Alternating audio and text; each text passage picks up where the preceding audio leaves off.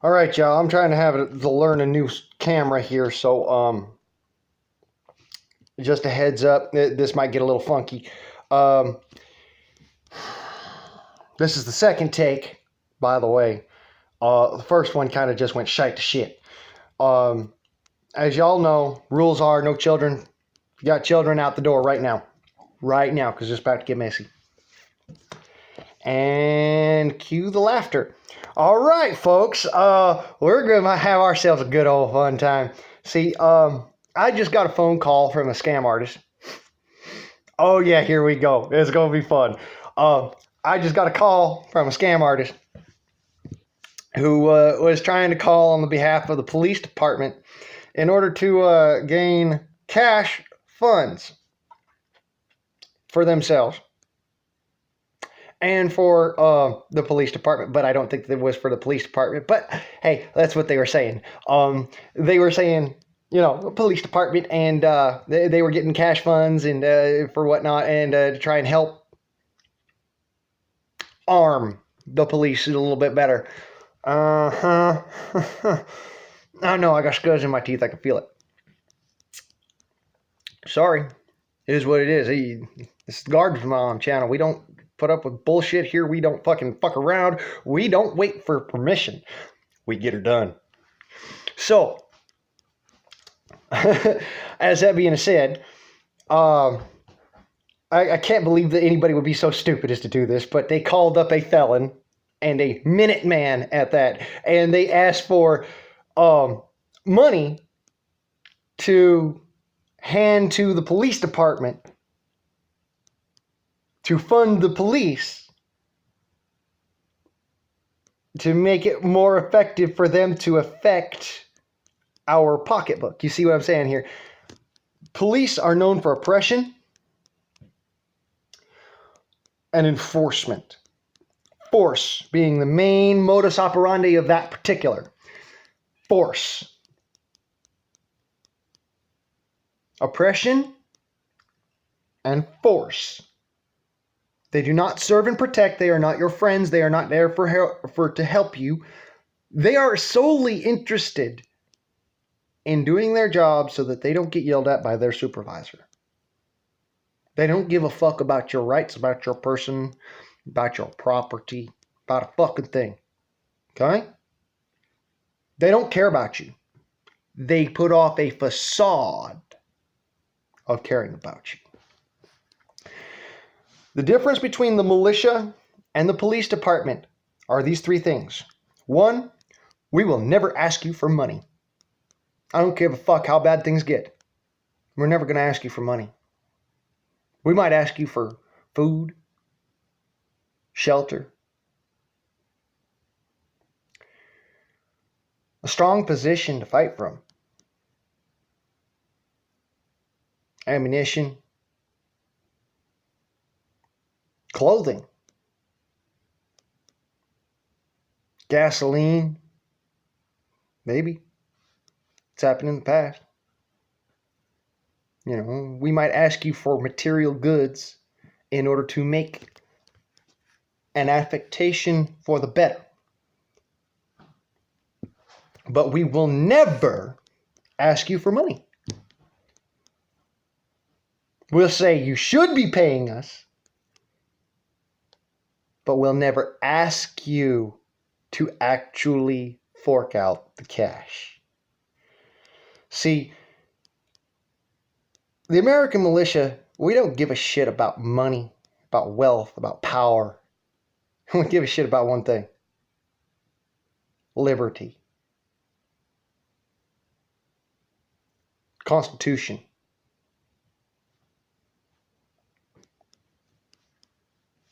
Literally, the one thing we care about. The Constitution of the United States of America. We don't give a shit about the fucking cash. You know, we can make our own. We work, we play, we fucking get out there and we do. We're just average Joes with a not so average heart. Okay?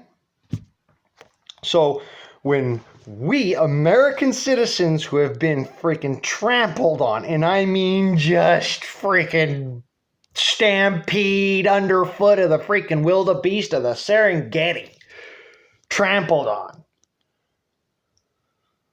by the police department all across the United States. When I say that it is the stupidest thing in the world to ask a Minuteman for money for a police officer, understand something. This is where I'm actually questioning your intelligence, your sanity, and your logic. Because we don't fucking like you. As a matter of fact, we really, really don't like you. Because you fuckheads took over the job we were supposed to do anyways. We were supposed to be the law enforcement.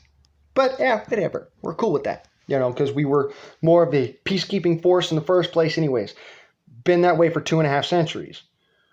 But, you know, going and saying, oh, well, the militia is the people that go and kick down your doors and they steal your goods and they do this and destroy your property and all that. How many Minutemen do you know? You know what's funny? A couple of them might actually be sitting right next to you in that precinct, wearing the blues, and you wouldn't even know it. Isn't that some funny shit? Police officers who are Minutemen first. Go figure. You didn't even think that they could actually be, you know, so capable of infiltrating an organization. Because y'all got police officers from a young age, 18 years old, wide-eyed and bright-eyed and bushy-tailed. You know, you're just straight off the freaking college block. Well, guess what? Where do you think that the militia recruits? If you heard in preschool, you're wrong. But you're not far off. The militia starts recruiting at the age of 16. The police department starts recruiting at the age of 19. And you cannot become a police officer until the age of 21. As a Minuteman, you can be a fully fledged prospect. That's not a protective prospect yet, that's still prospect. But you can still be a prospect at the tender age of 17, emancipated. You can be a second lieutenant by the time you hit 19. I went into the militia at a tender age of 21. Or actually 20, but who's counting? Tender age of 21. Because that's about when I passed. By the time I was 23,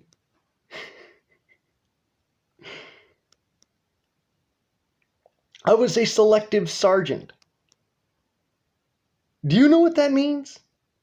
That means that I was 2 steps away from becoming a lieutenant, 1 step away from lieutenant. I was to step across the line of Commodore, cross the line of lieutenant, and become a second and then a first lieutenant by the age of 25. Because in the militia, it is a meritocracy, not like the police force, which is not a meritocracy. It is a dictatorship. You gain and you lose by impressing the bigwig up top, versus winning and losing by impressing your next up. Your next up, meaning that as a Commodore, I have to impress either first lieutenant, second lieutenant, or lieutenant in order to succeed to the next level. As a lieutenant, I would have to impress a second lieutenant or a first lieutenant or a full bird lieutenant commander. Now, that's the same as a colonel in the United States Patriot Army. All right, yes, full bird colonel in the regular army is the same as lieutenant commander in the USPA, because the militia has its own little fun wiggle room that we get to play around with in order to make it so that we don't confuse ourselves with our battle buddies or brothers in arms right next door to us. Well, what would happen if, somebody said, Commodore, Commodore, and the commander of the fucking army ran over? Doesn't make sense, does it? That's why we have Commodore in the militia and Lieutenant Commander in the militia. Because a Lieutenant Commander has the same authority as a full bird colonel, but at the same time has an understanding that he is only a civilian. He only has the ability to affect what he can. What he has around him, what is within his general visual sight or intellectual knowledge. That's all that he can affect. He cannot affect what other battalions do, what other militias do. In the USPA, we cannot affect what other militias do. We can suggest. And a lot of the time, when we suggest, the other militias, they go, hey, guys, old boys over here, they say they got something, we might want to check it out. Or, hey, guys, the old lunatic is fucking japping out the side of his neck again. Y'all want to hear? Kind of fun like that. But either or. No big wish. Anyways, so, we got ourselves having somebody who decided that they wanted to call Commodore Price on the cell phone and say, would you like to support your local police department? Or even better, would you like to support a police department that's on the other side of the country? Are you calling all Californians like that? If you are, I'm concerned. Because you're going to get some takers. And if you do, and that money does not end up with the police department, you will go to jail, just on principle, because then those people will report your ass. But even if you do send that money to the police department, and they let you get away with it, and just whatevers, understand something. You have, in that instance, made an effort against American citizens everywhere. Okay? Because when you say, oh, but it's only to try and stop felons, it's not going to do that. You're going to stop free men like me. Yeah, I did not start wearing this thing on my hat till just shortly ago. And as a matter of fact, you can actually go back and look through my history on my videos and you can find out. The American flag was not always on my head, but I have always been a Minuteman. And that should actually speak volumes to any military soldier or militia member. Y'all know what that means. When you do not wear the flag, but you wear the flag patch. Because you don't believe in that flag. Or because that flag has tried to destroy you or harm you. Guess what? It did. It tried to destroy my life. It tried to freaking tear me down asunder and make me into the felon. When all I did was try to use what I had at my disposal to try and protect everyone around me. See, the nice thing is that I could say that because, one, I took every gun out of my Dad's trailer, which does not have a locking door. The door doesn't lock. I mean, it's a freaking piece of trash. And he doesn't have a safe. And he doesn't have a gun lock. And he doesn't have didn't have the ability, because my dad's passed away. We're not going to go there, okay? It's a tough subject. I just got past losing a friend. Let's not go there, okay?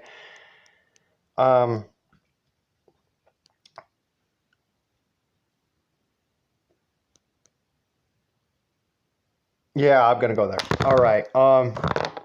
Good buddy of mine since childhood, not necessarily United States militia, unless he had actually wanted to be at the point in time where he wanted to be, and then he would have affected that such as by saying so himself. He passed away at the age of 33. I think he was like a month and a half older than me. So 32. Yeah, he'd have been 32 still. But he's like a month and a half older than me. And he passed away. Jeez, it's got to be about 2 weeks now. Lung cancer. And he left behind a wife and daughter, 2 daughters. You know, if you wanted to actually get me to fork over some money, even by nefarious reasons, that would have been the route. I just lost a very good friend to something that could have been avoided. See, he was a salt miner, and he worked in the mines down in Salt Lake City. And he went underground, and he would go down there, and he'd dig out tons of salt at a time or something, you know, be one of the operators or something. I don't know what all he did. I do know that he worked down in the mines, and he worked in an area where he would be constantly taking on shards of microscopic salts and radioactives. That's particles they actually have to filter out of your salt so that they can then send it to you so that you can eat it. This is edible salts, by the way. These are not road salts that they extract from the ground. These are edible salts. They are rock salt. They are salt of the earth, but at the same time, they are edible once the radioactive particulates have been removed, and they can be done through hydrolysis.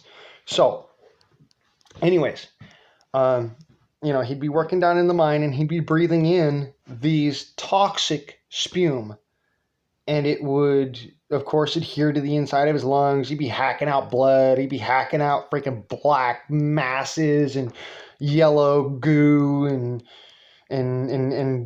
pink chunks of shit.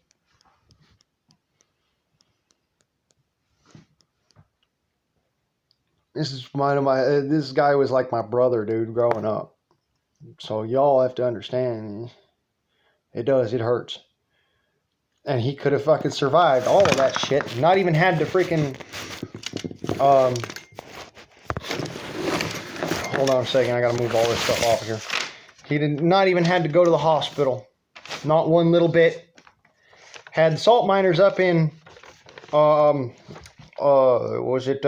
Lake City and Roy and Layton and Ogden, if they had taken on one small minor project to themselves and figured it out for themselves right quick and in a hurry. And it's right here.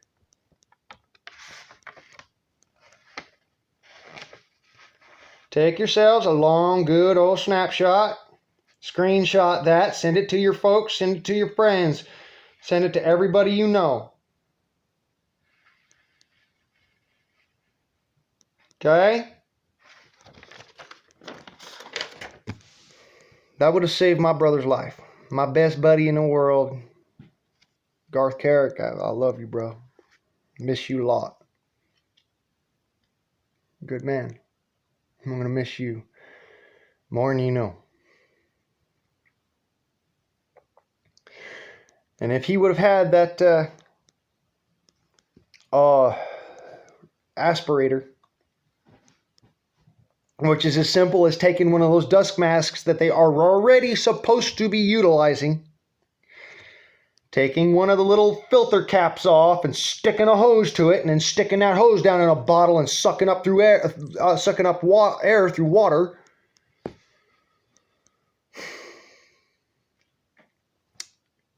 Yeah. He wouldn't have died from lung cancer. Heads up.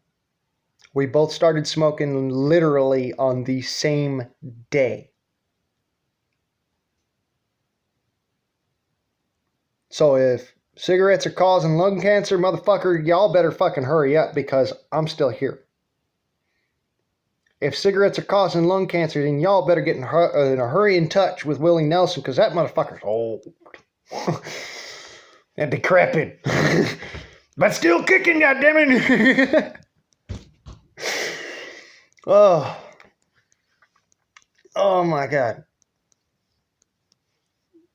But yeah, no, tobacco, cigarettes, it does not cause lung cancer. All this truth in freaking advertising crap is just that. It's advertising. It is trying to destroy a company so that they can build up another company in its place.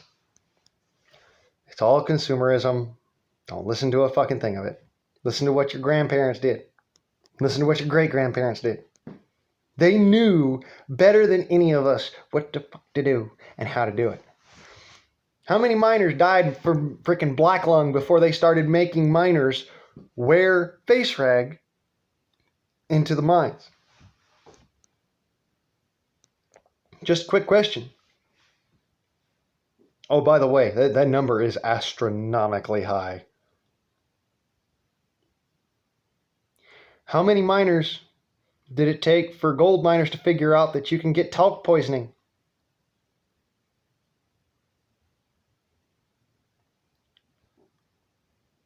Talc poisoning from mining for gold where gypsum is found.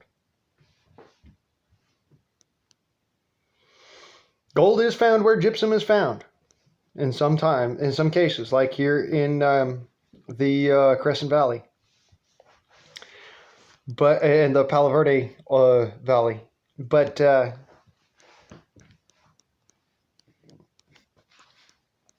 gypsum contains another element which is incredibly toxic and can cause certain types of cancer.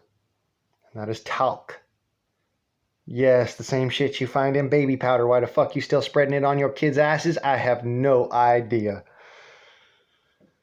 Cousin of mine died from testicular cancer because of that shit. Well, damn near died from it. He fucking had one of his nuts removed. We all call him Lefty now. Even though it was his left one that was removed. I mean, don't ask me why. It just is what it is.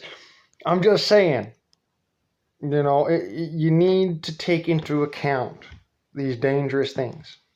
And you need to,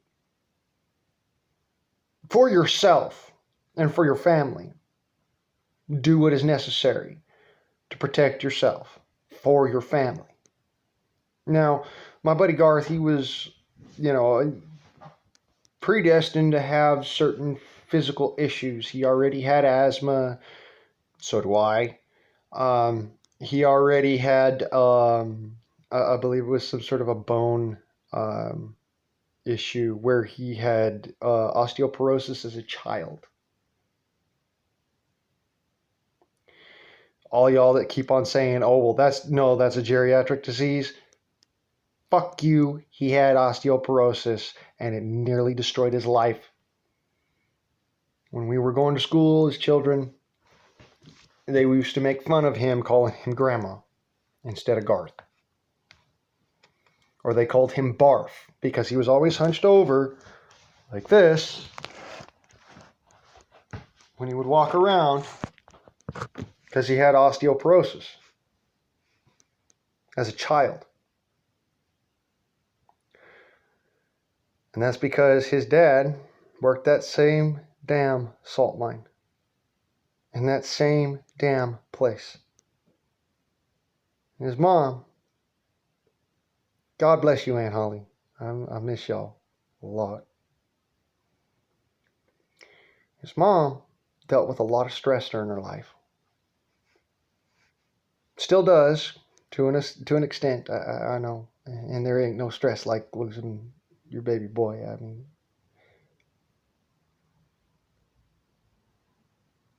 ain't no stress like that. Ain't no pain. Ain't no pain like that. I'm not going to tell you why. I just know. No pain like that.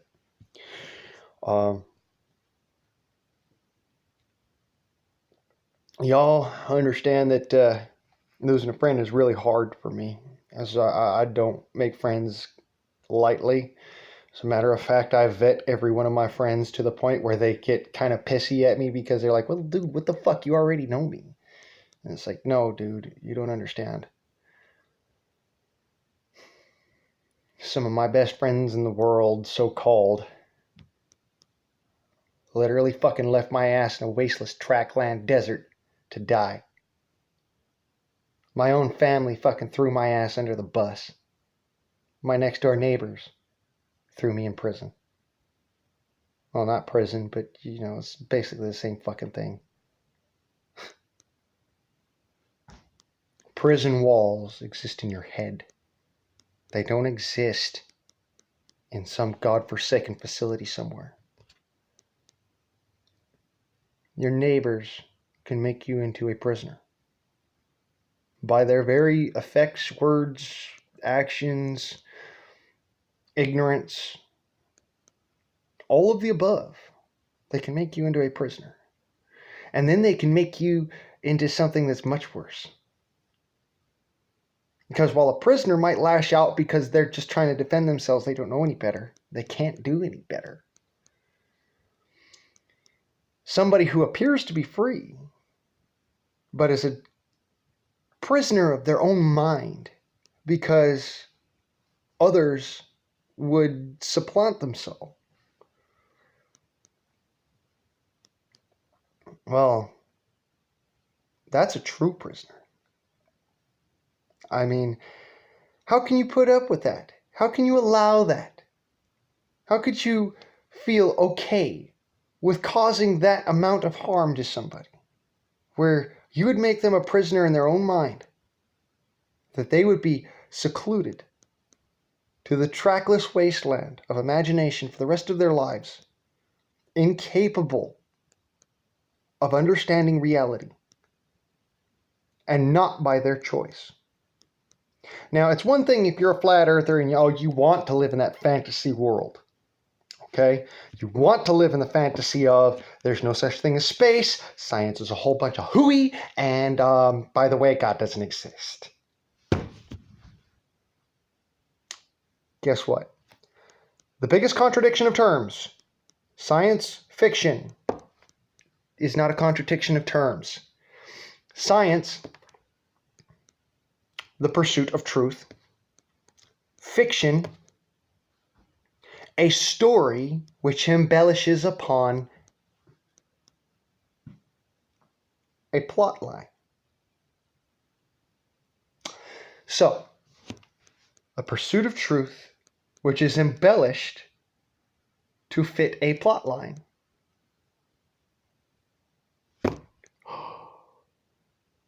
Science fiction! Truth, as it is most often happens, can be visually seen or recreated in a laboratory or, done through experimentation. It can be visually, auditorily, tactilely, or olfactorily recreated. Okay? Which means it can be created again, for those of you who don't understand what that word means. God, some people are dumb, and I have not enough time in the world to try and educate you all.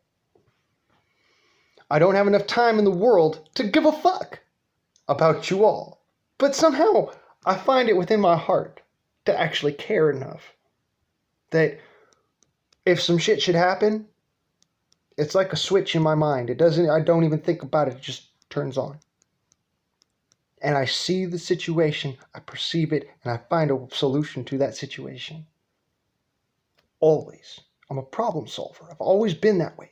I've been really good at it since I was knee-high to a grasshopper in the middle of a cornfield. I mean, by God, I could fix problems that I didn't even know existed at the time. So when it comes down to it, and I have to say that, ain't nothing righteous about trying to fix problems by making them worse. I know where I'm coming from. So, in that respect, coming back to our lovely scam artist. If you have the cell phone number del número de teléfono celular 551-302-9767 551 Ifano 302 Ifano 9767. And you happen to be calling people on behalf of a police department somewhere, we're coming for you, fuckhead. You done fucked up. When it comes down to scamming people, the last people on earth you want to fuck with.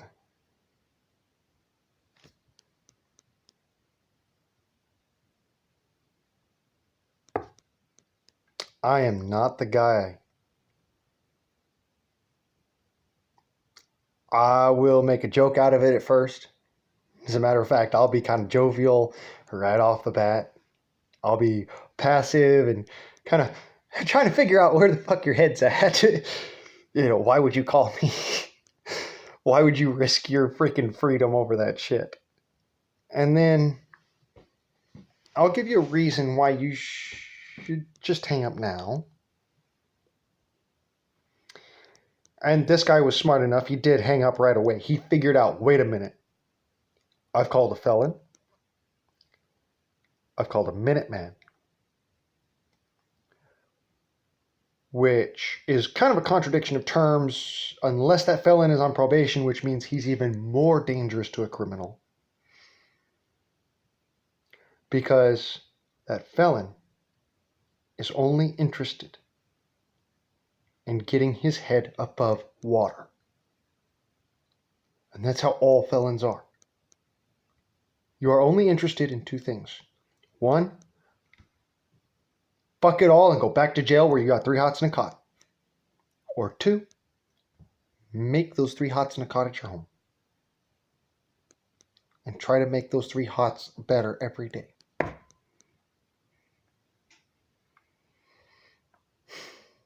Well, guess what, fucker? You done fucking stepped on the wrong dude's dick.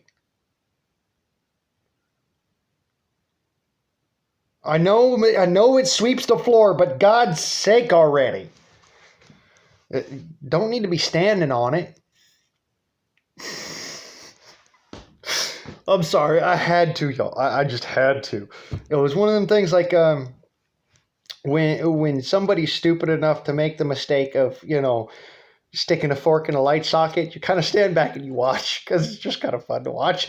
But then you go and you tackle them to the ground, and then you sit there and your hairs are standing on end and you're wondering why the fuck you're going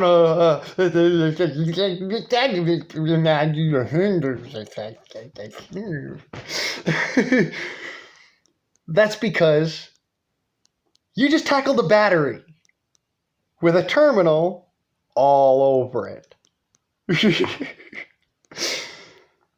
Just a heads up. Battery. Terminal. Okay. Y'all have a good one. And understand something, buddy. I'm coming for you. I'm like Jaws, that asinine shark from the deep. I'm just going to keep getting closer and closer until I finally